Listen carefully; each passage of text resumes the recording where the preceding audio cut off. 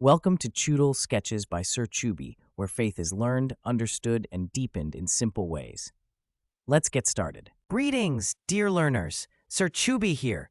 Today we're diving into a treasure of Catholic teaching, human dignity. Why does the Church say every person is priceless? Let's uncover the truth together. In the book of Genesis, chapter 1, verse 27, the sacred scripture reveals God created mankind in his image.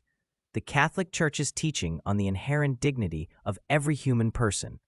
This teaching, rooted in the belief that humans are created in the image and likeness of God, means our value doesn't come from achievements or status. It's rooted in the one who made us, God. The Catholic Church proclaims that human life is sacred and that the dignity of the human person is the foundation of a moral vision for society. Because all are made in God's image, every human life, from the unborn to the elderly, has equal worth. No one is more human than another.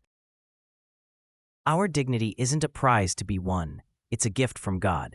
Sin can wound our relationships, but never erase our worth. Jesus came to heal and restore what sin damaged. His death and resurrection remind us God's love for each person is beyond measure. Recognizing dignity means treating others with respect, defending life, seeking justice, and rejecting anything that degrades another person. Today's world sometimes measures people by wealth, power, or beauty. Catholic teaching challenges us to see with God's eyes. Value first, labels last. So here's your mission. See yourself as God sees you, and treat others the same.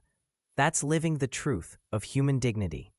To live the truth of human dignity, we must honor life in all its stages, speak truth with love, and reflect Christ in our actions. So remember, your dignity is a gift, shared by all, rooted in God's love. Live it, protect it, and honor it, for yourself and for others. This is Sir Choobie, signing off.